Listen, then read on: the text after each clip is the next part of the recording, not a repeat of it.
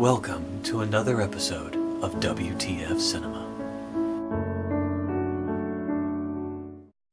No force in the universe is going to prevent me from finishing this review of Krull today, now, with you. Here we see that Space Mountain actually teleports from place to place. Why does it teleport? We saw it fly through space, why didn't it teleport through space? We saw it land, if it could teleport, why didn't it just teleport? Because landing like that's got to be rough, so it could have just teleported from space to ground. But no, once it flies to its destination and arrives there, then it can just teleport around the planet, apparently. I don't know why. Now the problem is that Space Mountain is very far away from where they are right now, and it will teleport to a new location by the end of the day, or the start of the next day, more specifically. So they decide they have to capture these very, very fast horses. Fire horses or some such. These magical fast horses that can go 1,000 leagues in a day. Except we watch our heroes catch them. And they don't really look like they're going that fast. If you were able to travel super ultra fast, wouldn't you be really hard to catch? We actually spend about 5 minutes or so watching them catch these horses. There's almost no dialogue during it. It's literally like watching a bunch of people try to catch horses. It's boring and dull and padding. Now, as our heroes are about to take off on their new horses, the Cyclops tells them that he has to stay behind because it's his time to die. Okay, I get that the Cyclopses can see the time and place of their death. I got that. But doesn't death usually have a cause? I mean, you don't just spontaneously die. Is he going to die of a brain aneurysm? Is that... like, if he could see that he was going to die in that time, in that place, that's fine. But there's actually nothing around to cause death. The heroes are about to take off. There's no bad guys nearby. They leave, and the Cyclops is left there alone to presumably die of boredom. Death typically has a source, a cause. Now here we see that the horses reach 88 miles per hour and start shooting flames out their hooves. Very dramatic. Okay, now the horses can fly. I was willing to go with super fast horses. I was willing to go with flames out of the hooves because we've established there's a magician, so therefore there's magic. Flying, though? How? Through what means? Can the horses use magic? If so, is flying the only spell they know? Can they shoot fireballs? Because that'd be kind of useful. Now our heroes are having trouble getting into Space Mountain because there are guards shooting at them with lasers. And the Cyclops shows up to help them. What the fuck? He said it was his time to die back in the meadow 1,000 leagues away.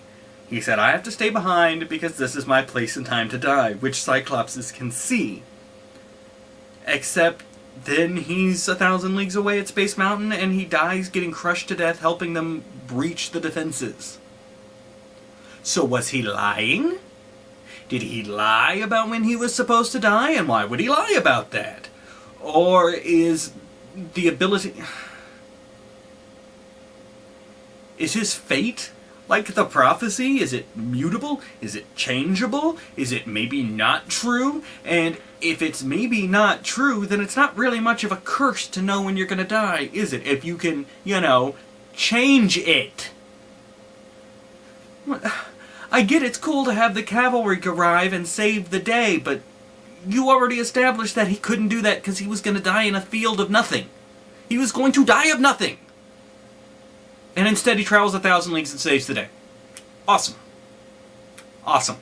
Now, while infiltrating the base, the group splits off into several different groups, one of which contains the magician. The magician is then cornered by bad guys, and so turns himself into a tiger, which frightens the bad guys away. Tigers, like trees, being naturally known for their defensiveness against lasers. Lasers that have been seen to shoot clean through flesh. Ah! But they haven't been shown to shoot straight through tiger flesh. And that sentence is a lot harder to say than it should have been. We see some of the guys were killed in a very slow-moving spike trap, and if you watch very closely, you can actually see them shoving the spikes into themselves. I suppose this is supposed to be stirring and moving, except these are very minor characters whose names I didn't even bother to try to learn. It's already been established at this point that the hero's going to have to take on the Beast by himself.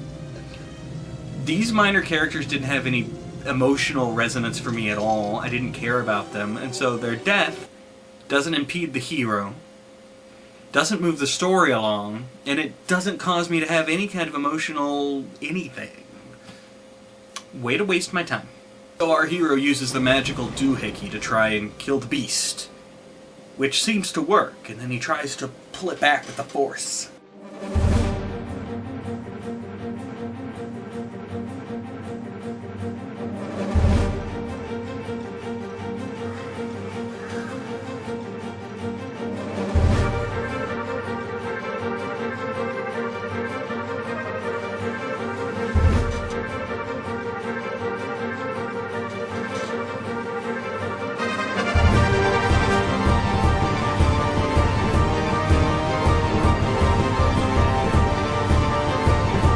All day.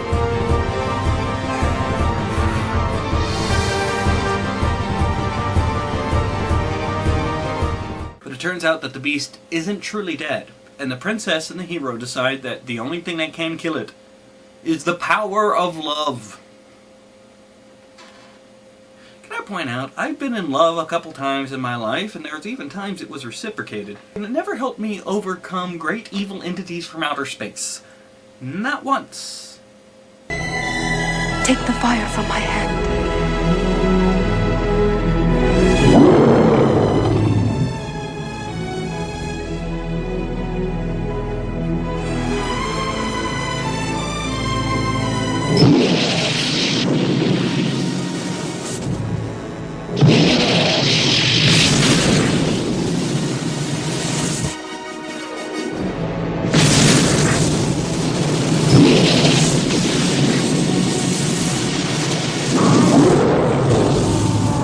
So, wait, she had that firepower all along. She could have just shot the flamethrower out of her hand at any point.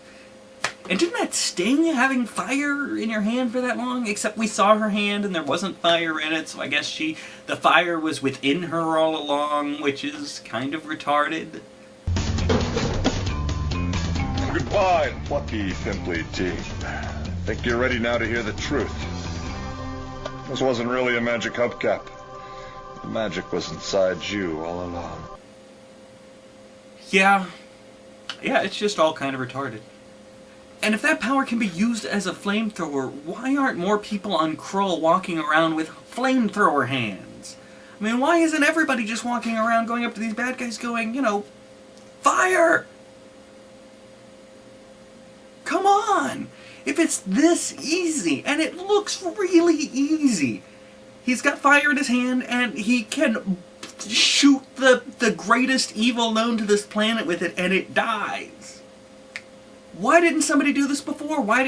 And if it's related to the wedding ceremony somehow, why didn't you get a bunch of people to marry each other, and they all go in flames a-shootin'? This movie would have been over hours ago. So our Beast is destroyed by the power of love, which causes his fortress to begin to collapse. Although, when we see our heroes escaping from the fortress on the inside, it's collapsing down on them. But once they get outside, we see that the fortress is collapsing up into space. So it collapsed down for a little bit, then up for a little... Screw it, I don't care. And that was Krull. And I have to be honest with you, it's not horrible. I mean, it's silly. It's certainly silly. But it's fairly harmless. It didn't really piss me off. It didn't make me want to rip out hair. And it didn't cause me to flip out and start yelling what the f*** over and over again like some of these movies have. I'm not saying it's a good movie, but it's silly. And I wouldn't blame somebody if they liked it. I myself could have friends over to watch it and we could all have a good laugh at it, and that seems like it'd be perfectly normal. My biggest issue with Krull is what appears to be padding. Now, the movie is 2 hours long. When you hit 2 hours long in your film, I think that you as a filmmaker have a responsibility to watch through your movie and to ask if any of this time spent is a waste of time. You know, at an hour and a half, you've hit the standard. So, you know, you want your film to be around an hour and a half long. That I get. But at 2 hours, you can cut out 15 minutes and you still get a good length film. At 2 hours, you really should look through and go, do I need 10 minutes of him climbing on rocks? Do I need 5 minutes of him catching horses? Do I need to keep diverting the plot with artificial inconveniences to lengthen it? I'm not saying a movie needs to be under 2 hours long. In fact, there are several movies over 2 hours long that are fine. I'm just saying, at that point, you owe it to the viewers to try and make sure that you're not wasting their time.